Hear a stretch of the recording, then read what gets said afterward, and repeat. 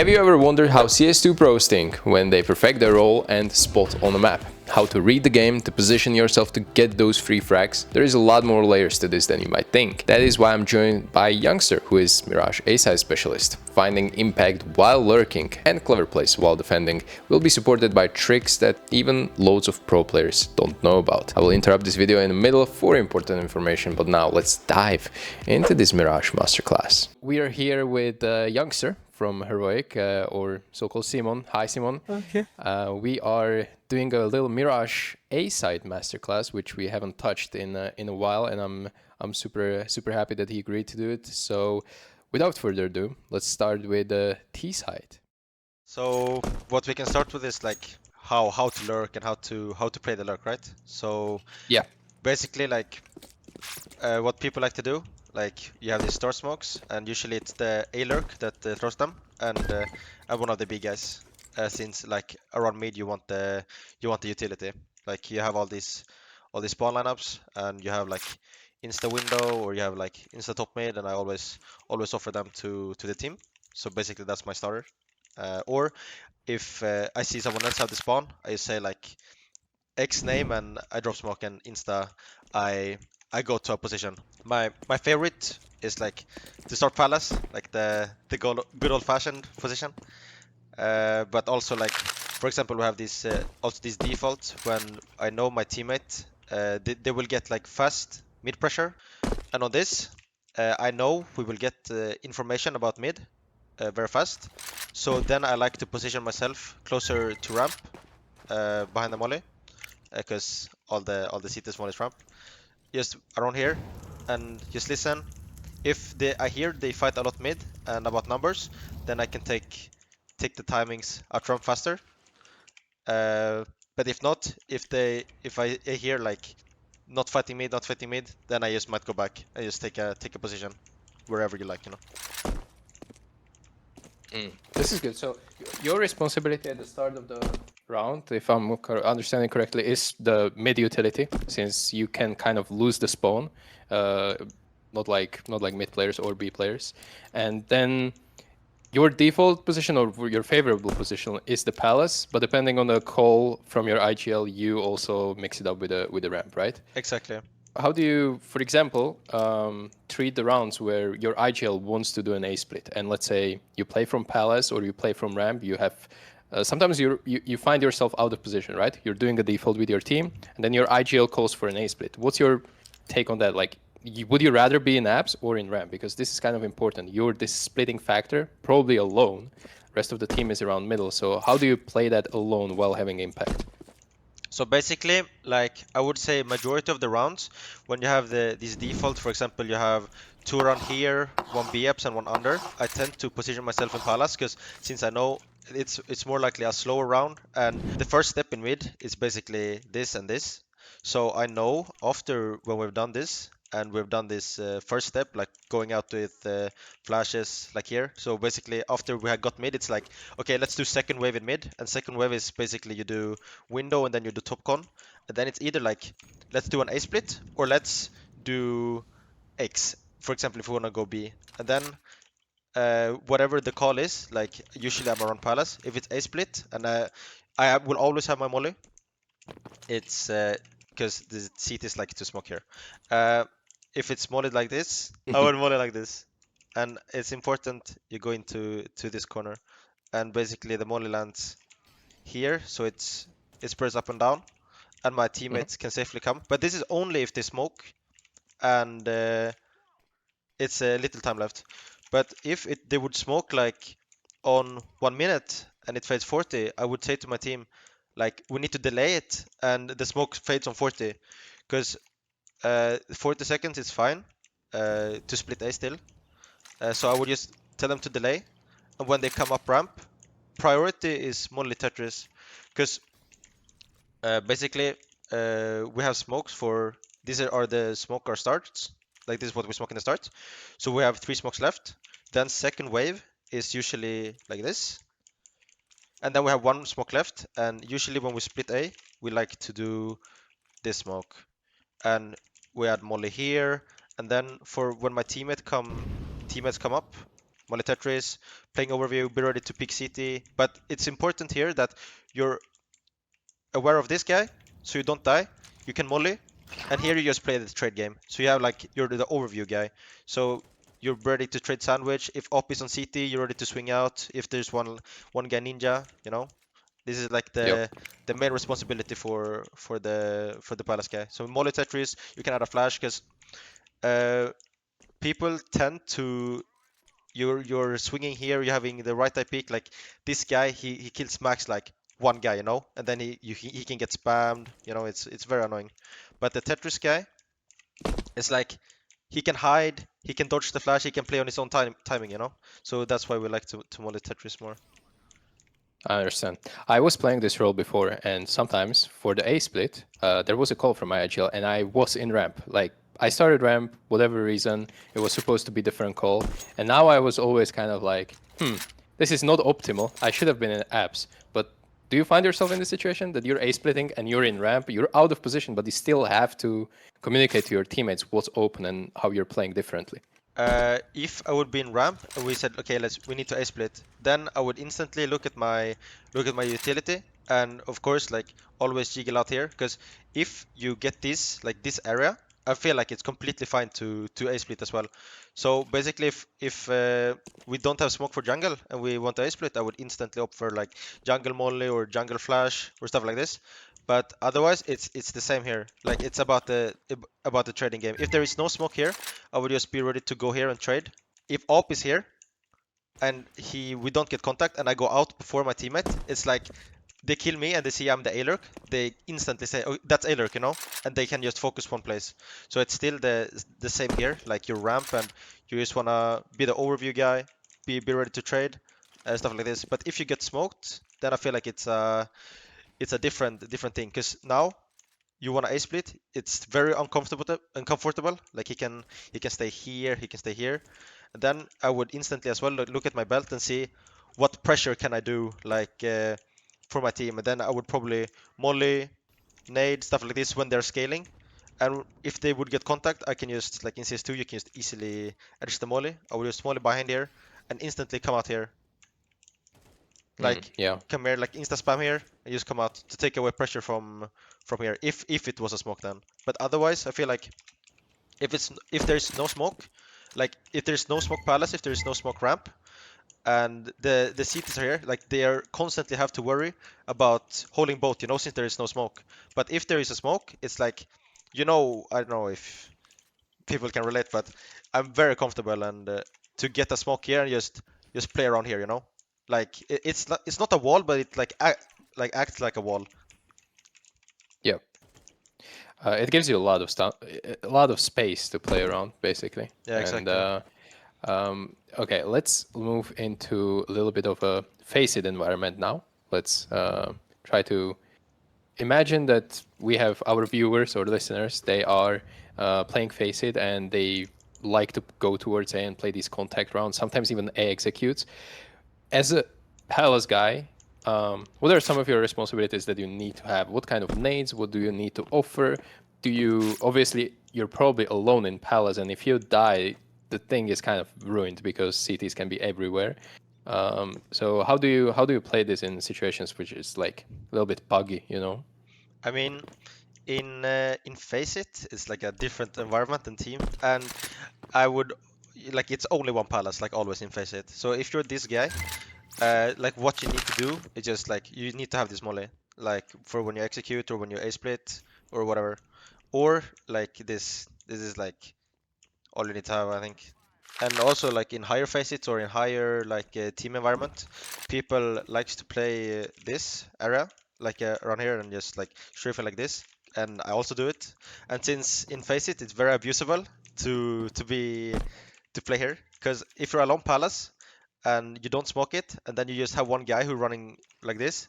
If I would be the city, I would just insta swing this guy because I know he's alone.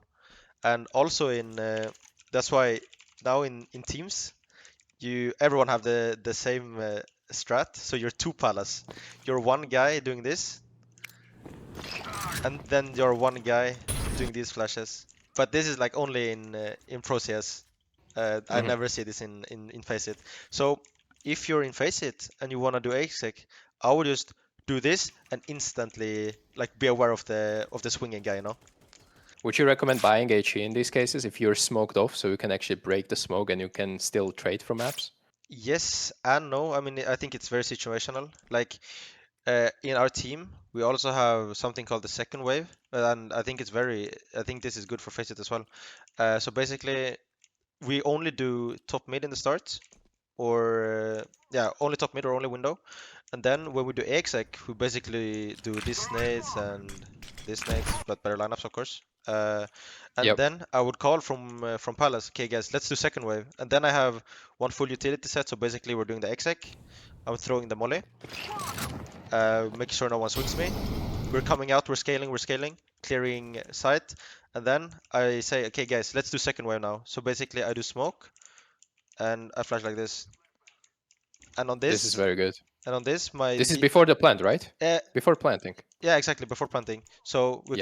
we come here, like this, and I say, guys, second wave, and Red would flash, and now I would flash, and my teammate would like they would scale here, clear site, and now they just go through. And if one ramp guy, they can just throw a molly, whatever, you know, to add Yep. on it. But the main part is this, because when you see this, the normal thing is to take like site or CT, go through the CT smoke with a flash. But we also added the second wave part, and I think this is good for Faceit as well, because I think people will be very surprised, you know, since it's a bit more complicated than the normal AXX. Yeah. One more thing that comes to mind, you already mentioned it before, but if you die in Palace or Ramp and you're the A Lurk, CTs will most likely focus elsewhere. How are you thinking about, these double Lurks where you just try to go out for the kill, and if you die, your teammate is completely like unexpected behind? Do you use it often? Do you think it's even worth doing in something like Face It, or it's no real point there? I think Faceit is too random, since I'm playing like in this high elo, I'm playing Faceit as well, and I Yeah. know in pro play, like we double lurk a lot actually. Uh, we have like either we're two mid, one under, and then we have two A. And based on what the enemy is smoking, so for example, if we play a Spirit, they smoke Palace a lot, but maybe Mouse, they smoke Ramp a lot. And based on this info, I would put myself where they don't smoke. So since I'm A-Lurk, if they smoke Ramp, I would say to myself, like to my teammate, I will go Palace, you will go Ramp. So I would play active Lurk. For example, they get mid, I notice op is B, they're fighting for mid, I would insta take timing, maybe go one for one, you know, and then I will like my teammate is behind the smoke, playing on the info, you know. Yep. So in high elo, I think I mean, in high elo and high good matches, I think it's very worth it with double arc. Or as you said, you can go with double palace or double ramp. I think it's very, very good. You have anything else for T side that you would like to show us? I mean, we went over the execute. What are your responsibilities at the start of the round? Maybe one thing that comes to my mind is that it happened to me before when I was on a team, and we were doing originally, let's say, a default round or an A split, and then something happened on the map, and my IGL or my team around the middle, they called it, okay, let's finish B instantly, and then you're suddenly in Palace. You were ready for an A split, and then you need to go for a B split. What do you do in those situations? Do you just rotate through T spawn to help your teammates, or sometimes you just stay and you lurk annoyingly for that 1v1 guy on A? Or what's your thought process on those kind of like mid-round calls that you did not expect initially in the freeze time? So basically, if I would be Palace, maybe we get the call very late, like for example on 40 sec, and I'm all the way in Palace, like here, and here they say, okay, we need to be split, which is like it rarely happens, since like our captain will look at our pieces and see where we are, right? So if he sees me here on Yep. 40 seconds, he will probably not call it. But if uh, in a maybe a bit lower setting, it will happen like B split, then I can say I this guy need to say like, okay, I can't come. You can do pressure, like either you change the call or you just need to add yourself to it, because to 40 seconds and they call B split here, you need to think like, okay, how can I be useful in this round? How can I help my team? And I think to wait here and just you wait for your teammate and then you lurk, I don't feel like it's the best, you know. So if you want to B split, I would say like, okay, let's let's fake an A split, maybe smoke window, smoke jungle, you know, and then I could active lurk, maybe active lurk palace, try to go 1-for-1 and fake it and cause rotations for my B guys. Or I would change the call and say, okay, fake B split, and I will lurk out on A, you know, and you can come connector later, stuff like this. So you're connected to the round, because I feel like if we would go for a B split and I would just stay AFK in Palace and maybe we lose one trade, then it's like it's already round over, you know, because you can't do Yeah. anything from this side. So it's like either you take responsibility, change the call, or you just change the call and like, or you try to adapt as good as possible. All right, one more question, and then we can move to city side. Who do you watch a lot on your position? Who do you think is one of the best players or fit you the best personally? Who, if I want to learn this position, whose demos should I watch besides yours, obviously? I really like Robs and Bit, and it's like I think they are the two that have the most like impact when lurking, and especially Bit, since I got this tip from Bit actually, like not personally, but when I watched, and it's like every time there is a smoke in ramp or in palace, he would always position himself in the smoke, and I also have like this radar bind, so I can decrease and increase the zoom of the radar, so I can basically go into the smoke and I move around like this, so I can see if I bump into him, you know. So if I bump into him, I can instantly walk back and just hold the smoke.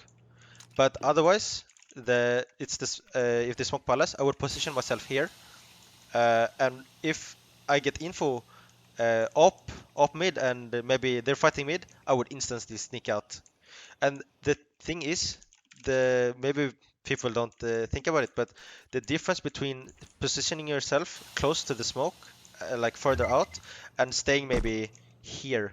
Like now, you're positioning yourself in a position where you can't react. Like if it's info about, okay, they're fighting mid, they're pushing mid, op is here, blah blah blah. Then you need to take knife, and it's like 5 extra seconds, you know. And Right. it's same with ramp. I would like instantly position myself in the smoke, and it's mostly on Mirage because there is no way in hell people would spam this, you know. But that's why like Bit, I see him always. He's always positioning himself in the smoke like this, so he can get like these small timings. And I feel like also Ropes does it, and that's like the difference between like a very very good lurk and a normal lurk, you know, like these small timings and stuff. All right, perfect. Yeah, I've noticed a couple of players that play a little bit too passive behind the smokes and don't want to get like surprise pushed or fading the smoke and get killed like that. But this is definitely good. This is like gives you an edge, and as soon as you hear, for example, a player even fighting for middle, let's say from stairs, you can pretty much pre-aim stairs and just run out and drop down to default, and you're immediately safe, right? Yeah, exactly, Because exactly. here you are having a headshot duel all of a sudden, and those duels are super favorable. Yeah, exactly. This video is not sponsored by anyone, which gives me great opportunity to thank you, viewers of this channel. You watching my content make it possible to get incredible guests like this one to teach you how to be better in CS. So, to make this channel grow, all I ask is to hit that subscribe button, and I promise that I'll be able to get more guests, create more videos with better quality, and thank you for being part of this journey. Now, let's talk about that CT side. Alright, I think we can move to CT side then. Alright, alright. Let's start with the basics. On T side, you showed us the responsibility of T side lurker, responsibilities of A side player. So, what do you do at the beginning of the rounds? How do you choose where you play? What are your some starting nades that you almost always throw? And how do you enable your teammates around middle? Because that is ultimately the heavy talking point on Mirage. Yeah, exactly. So as I said, like the starting nades, like obviously it's the Molotov ramp and flash for mid for the mid players. And this is like everyone have the same pattern. Like there's no one who doesn't do this. And the only difference I see is some people like to flash mid before, and then they like to molly a bit deeper. So they know like this right side is clear, because I know some people like to take ramp, but in my case I would like to do the molly first, since I know people like to take the timings. My starting net is actually a lot about anti-strat. So basically, before we go into a game, I would watch like how the T-side guy lurks and what they like to do. So for example, if I know the T-side guy likes to lurk palace, I would smoke palace. Or if the T-side guy lurks ramp, I would smoke ramp. Uh, and this is also like this can also be anti-strat, for example, against Legacy. The Palace guy, if we didn't smoke ramp or Palace, he would instantly walk out like this, like instantly.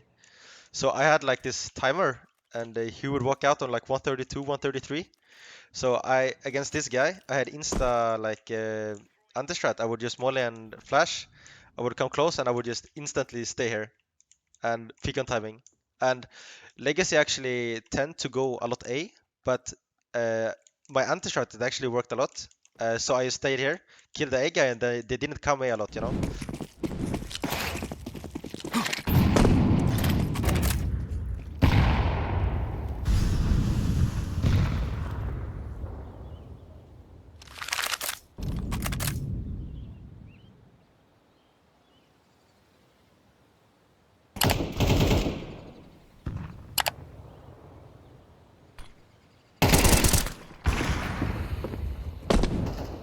So my basics, like basically my starting nades, it's basically on anti-strat. Awesome. Okay. What about face it? Everyone is just mollying and flashing, but some people are asking for a different molly. There's a molly which spreads deeper, and then there's molly against boost of the knob, right? Yeah, exactly. If you could show just these two, if you know them, that would be awesome. I mean, I think most people do the bounce one, but I know like some people like to get the.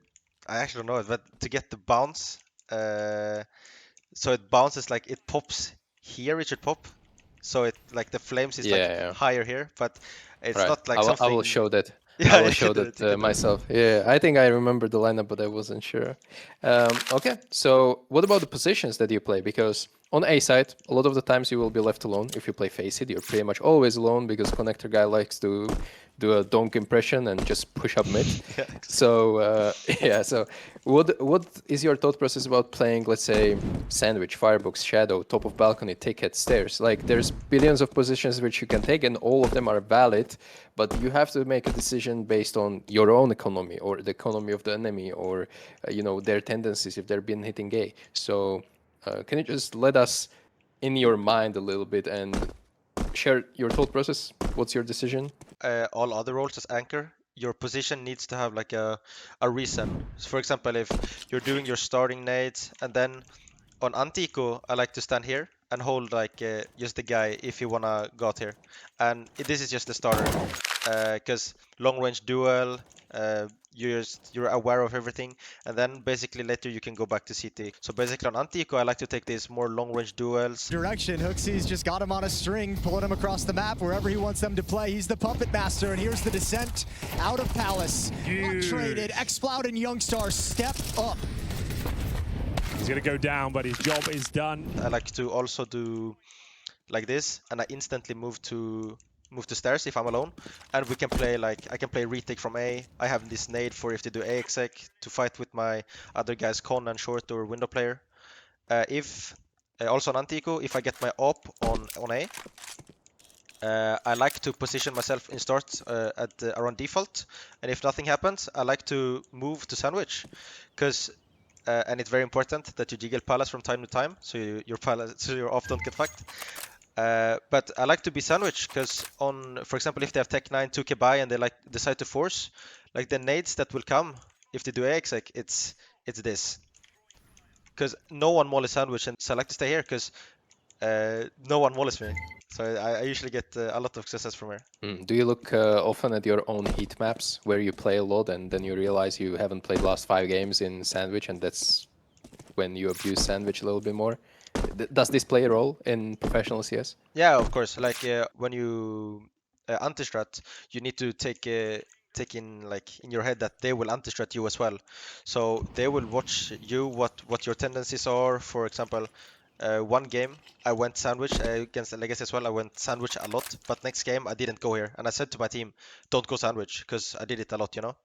So last 1-2 games, you should not like take the same positions, you know, like that you do, because it's people will always think about it. So that's basically about anti-eco.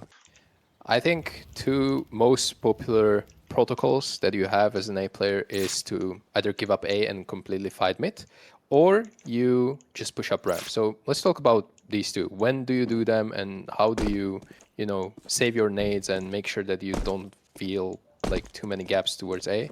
So let's start with the mid fight first. So if your call or your team is getting ready to fight mid, do you join them? And how often do you join them? And if you don't join them, where do you position yourself on A to be kind of safe because you're completely alone? Yeah, so basically, in our system of play, we always have a rule that we should have numbers in the start. So basically, our mid players, or it can be IGL as well, that says either we start 1-3-1 and or 2-1-2. Basically on 1-3-1, then I know where I have slower rotation to A, and we want to fight mid because we're expecting heavier mid. So for example, if I expect mid and I think it will be mid fight, this is basically what I do, and like all A players have this, and I know Flames and Chopper likes to do this a lot. They come to stairs, they smoke palace, 140, 142 is the timer, and they just play A from here. They're ready to fight mid, to come here, and they're ready to also, like, when they see nades A flying, they can just insta white here and spam before the nades bloom. If my con guy would be with me, it's not happening a lot since we have this, like, we usually want to have our con guy like around rotating a lot and be around jungle and here to because he's the professional in con, right? So basically it would mostly be the upper. I'm just gonna restart round. If this happened, we say, okay, go take ramp. We would come a smoke palace, and he just do this for me. Hold like this. He says, okay, Simon, I'm holding for you. And basically, I would just come here, and these angles, I would like hard strafe, you know, like be ready to kill. It's not like I Yeah. would sneak like here, because I've noticed when you try to jiggle, it's way harder. You need to like hard swing this angle and clear up here, jiggle here, like this, and either here it's about timing and numbers. For example, if they did first wave like this and we lose mid insta, and then we say, okay, insta take ramp, and we know about a lot numbers in mid, I can easily come here, jiggle out, and then I can insta push. For example, we say it's 1:20 on the clock, because then I have this time, I can easily flank and get a good timing behind, either if it's here or here. And I would say, guys, just care about ramp is clear, care about palace, because it's a lot about time, because it takes, you know how it is, it takes like a lot of time, like 20-30 seconds to flank with shift, because you can't run here. So it's Yeah. like, if you take ramp early, then you have more options, like you can look what happened on the map, you can think about the numbers, and if it's like 4 mid, then I think it's completely fair to keep pushing. But if it's like we get info, they do second wave here like on 1 minute or 50 seconds, and then you take ramp now, then I would stay like around here. Because if you need to think about when you have these timings and we have this position, like what time at 50 seconds, okay, if I flank now, I will be at TV when it's 30 or 20 seconds left. And if it's like, if the call is to go B split or B or up A, like you're putting yourself like out of the round, like you will have zero impact, you know, if you start to flank too late. So it's all about like what time you're here, what about the info in mid, like what do we know, you know? So if it's like not a lot of time, I would just position myself in this type of disgusting angles. But if we have a lot of time and I know about a lot numbers in middle, maybe a Lurk, he got a flash assist or maybe he got assist in mid, then I would just instantly like send it and push it. All right. One more thing, since we talked about A executes on T side, let's talk about it on CD side as well. This is popular thing. Everyone is doing their own variation of A execute. Even on Face It, everyone knows how to do A execute, but there are some defensive, let's say, smokes or utility that you wanna do. Somehow you move around them. You probably don't have a molly anymore since you use it for ramp. Can you show us some of your favorite like solo protocols that you don't really need any teammate to pair it up with? Maximum like flash above you, but that's about it. Let's say, for example, when you play ticket or when you play default.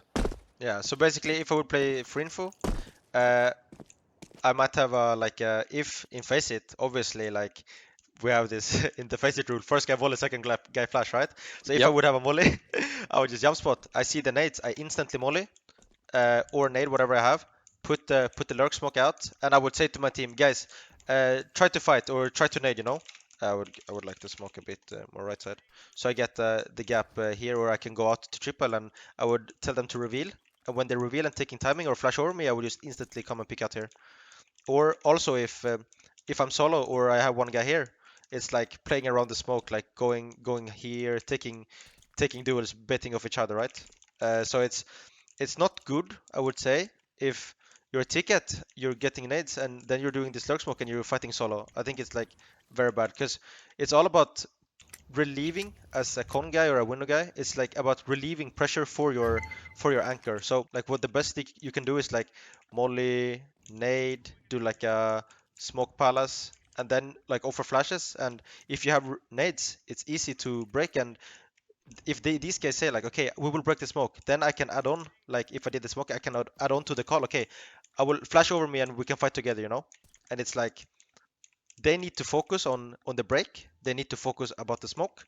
But if these guys are not doing the nades and not doing the break, they can just scale and they can easily just hold the smoke. They will not be scared of this, you know. Yeah, I feel like if you compare it to CS:GO, there's a new win condition for A anchor that you held off the execute successfully, and that is not when you make any kills. Obviously, in CS:GO, you just made kills, 2, 3 kills, and that was a successful hold. But right now, I think what is also a successful hold if you play ticket is that Tees did not plant the bomb before the smokes that they threw are gone.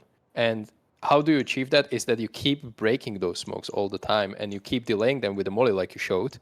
And once the smokes are gone and Tees have not planted the bomb yet, CTs are in a really, really good position because Tees are basically left with nothing throughout the round. They probably use 2 smokes to just execute, maybe 1 or 2 smokes towards middle, and they have 1 left, which is not enough to cover anything on A side. And if you're 5v5, Tees probably have no place to plant the bomb actually. Yeah, exactly. This is like fully true. Like, but you also need to take in consider like if, for example, we have this move also where op jump short. Maybe he starts here and it says like nothing mid. We have all the mid info. That means we have this nade still, right? Like we still have nade for our con guy still have nade, our window guy still have nade, our short guy still have nade because we have all the mid info, right? But if they do this and this, and then we're using like because all the teams they like to break, you know, like Right, yeah. the window HE. So if they use this, it means like you won't have HE for the smokes. So it's basically like if we have something in the early to have mid info, so we don't need to use the nades to break the smoke and get info. It's like perfect scenario, no? But in our team, we're trying to have like as good mid information as possible, so I can position myself due to this info, you know. And then we we rarely have this, but it's a very good point that you're agreeing. Like if because as you said, like everyone uses like top mid window, maybe con as well, and then they only have 2 smokes. And if I'm doing like a lot pressure from CT, they can't plant for CT, and we're nuking this smoke and revealing, and they can't plant. Like after the smokes are faded, like the T's are so uncomfortable. It's basically, as you said, like a round 1 without any kills. Yeah, So it's it's a also very good not point. just necessarily breaking the smokes, revealing, but also you can just spam through and Exactly. you can get a lot of information or even free damage if you just spam through the smokes. It's just easier in CS2 than in CS:GO. That was my Exactly. whole point. Yeah, I agree Okay, 100%. let's move a little bit further, and I have the same question that I did on T side. But if I really want to improve on A side, who should I be watching? Who's your inspiration? Who are you watching a lot? Uh, again, I watched a lot of Flames, but I feel like Flames is such a unique animal player. Like he's not afraid of anything. He doesn't show anyone respect. Like he has this. Like even it's rare to see, but even if he has mid spawn, you know, like he would just come here and he would jump to short or jump to con, you know, fight middle a lot. Like he's a guy who likes constant fighting. Like he can play here, and it comes, he would just insta swing here, you know. But it's uh, it's like you need to find a guy that fits your playstyle a bit. But obviously, I watched Rain, I watched Flames, I watched MCNU, Brolan as well, because I feel like these players are more like the calculated players, you know, like Brolan, MCNU, and Rain. Like they are positioning self so good around what's happening around the map, while Flames is a bit more. I'm not saying he's dumb or anyway, but he's like he's a fighting guy, you know, and Right. I love to fight, but this guy is just next level, you know. But it's good to have options. Like it's good to take inspiration. And for example, I know what Brolin likes to do. He likes to do the nades and smoke ramp and play on here. And he likes to get flashes for Tetris or smoke palace early. MCNU, for example, he likes to play on these angles, play around default, and Rain likes to obviously this pushes position, play under wood, and I feel like you need to watch a lot of different, and when you have something you like, you just need to evolve it. So for example, Rain, what he did, he likes here to play here, but then the infamous Rain position also, like when there is a molly here, like they do the underwood molly, he just crouches here and headshots, you know. And I feel like you need to find something you like, and you need to take it to the next level, you know. And my like identity is like playing very aggro, playing like on these timings. For example, push palace or pushing ramp. I like to be proactive, you know. Like I'm not the anchor that stays like Rain, like, you know, like sitting like this or staying like on side hiding, you know. I like to be proactive, and this is like from player to player. You just need to find your own groove and do what you like and take inspiration. Right. Do you use your little smoke trick from T side on CT side as well when you're pushing and fading the smokes? Here, yeah, for sure. Like if I wanna fade palace, like we have this move actually when they uh, when they take middle. I said we call it Hobbit, and it's basically I would take attention first. If I say I will push palace, go ramp. Basically, my con guy he would hide here, and I would push palace first, and I do this smoke trick, moving in the smoke. So if he's in the smoke, I can easily go back, and if I know he's here, I would just easily spam him because it's free kill. But also like about Hobbit, it's like we're doing 1-1 pushes. So I would call, okay, let's do Hobbit. And my con guy is wetting. I'm fading the smoke. I keep pushing. If I would get contact on the A Lurk, here I die to A Lurk. Then my ramp guy or con guy, he would just instantly push palace. So it's like a double push. He would push ramp, right? Yeah, exactly. So it's a Yeah. bit crazy, but I like it a lot. All right. This is a nice peek into the Heroics playbook.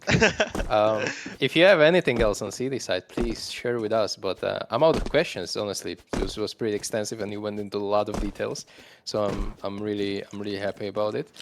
One thing that I just came to my mind while you were explaining what would tilt me that Face It player do wrong is that mid round someone asks for a flash mid, and A player he has a flash in in equipment, and he's like default, and he would say yeah I can flash for sure, and he flashes above cone from default, and then someone swings palace and just kills him. Like he reveals like his position for no real reason when there's a huge danger that someone can be already close. This happened especially mid round. So I hate when players do this, and as you said, play a little bit more selfishly and try to play on your own kill, because if you lose A side without getting a kill, it's going to be very hard to understand where T's gone. You know, they could have gone all the way CT, they can be firebox, they can be default. It could be just one guy that out-dueled you and there's 4 guys ready to go B.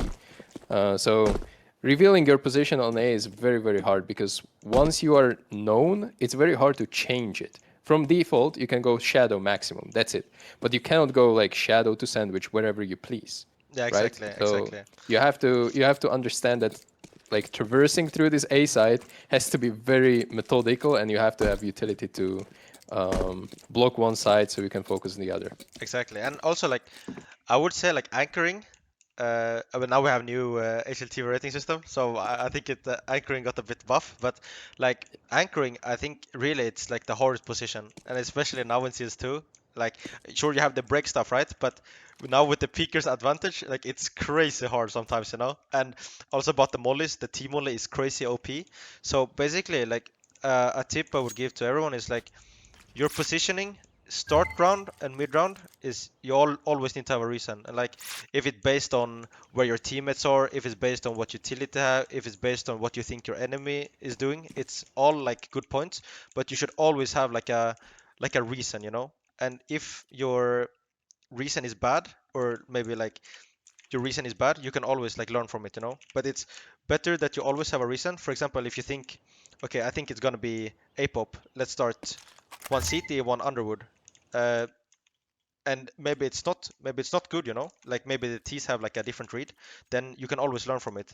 And I always think this way is better, like do stuff and fail so you can learn from it than just playing autopilot, you know, like jumping CT around like MVC.